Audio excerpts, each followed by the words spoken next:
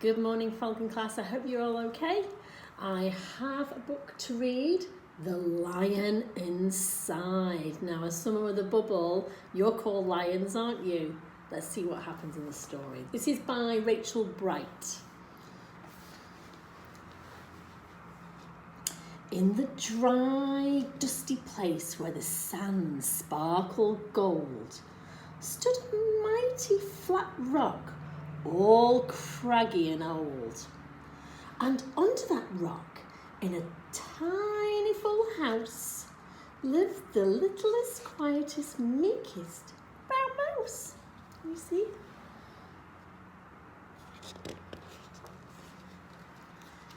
He was so very tiny and so incredibly small that nobody noticed him ever at all.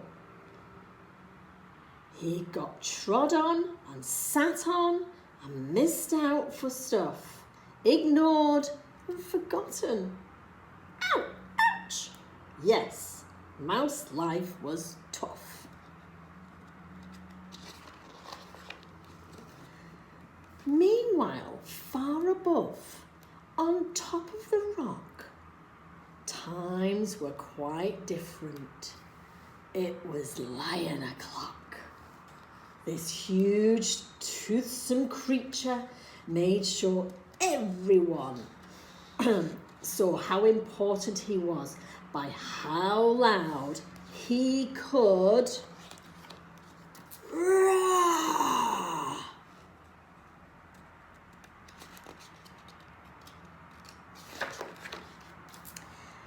He was head of the pack. He was shouty and tough. He loved showing the crowd he was made of strong stuff. Yes, all were impressed by this mighty King Cat. If only, thought Mouse, I could be more like that.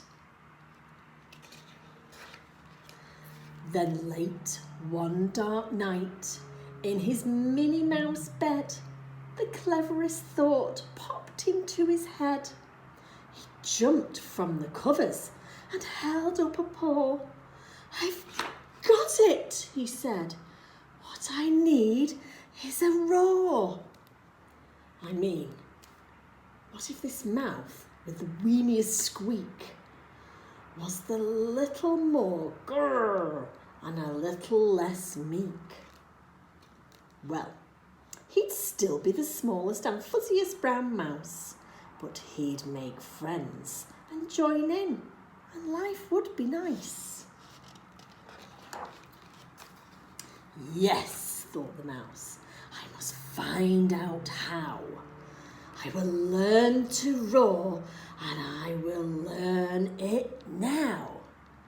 But gulp, oh my gosh, there was only one beast who could teach him this thing, but might make him a feast. It was time to be strong, take a chance after all. Forever was such a long time to feel so small. So he made himself brave, and he thought like a winner. He set off for the top, hoping not to be dinner. It felt like the scariest thing he could do. But if you want things to change, you first have to change you.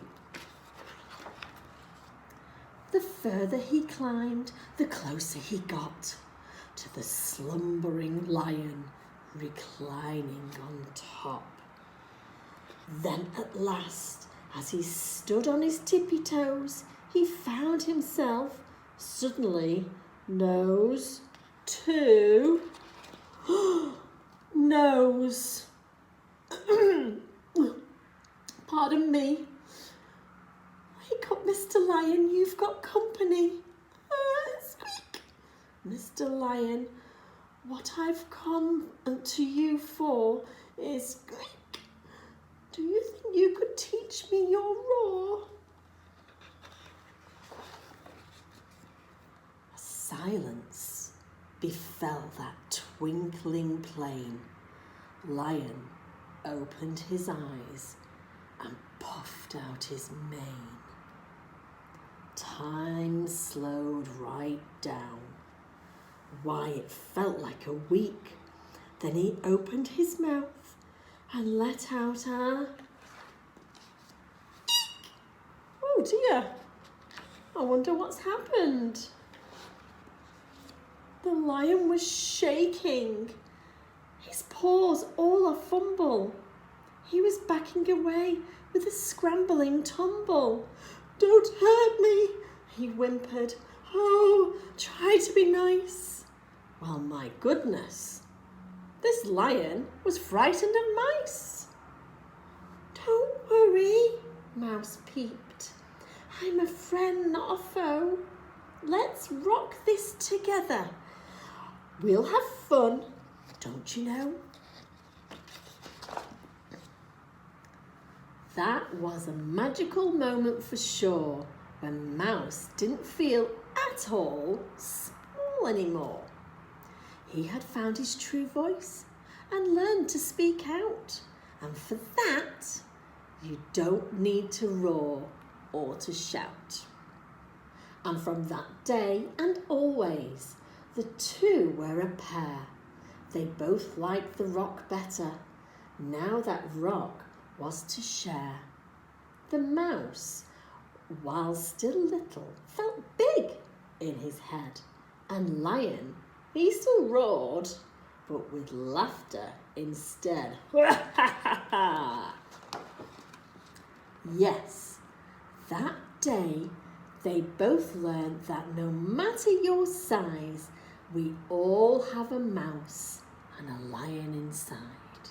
The end. Oh, that was a lovely story. I hope you enjoyed this book, and I'll hope to see you soon. Bye.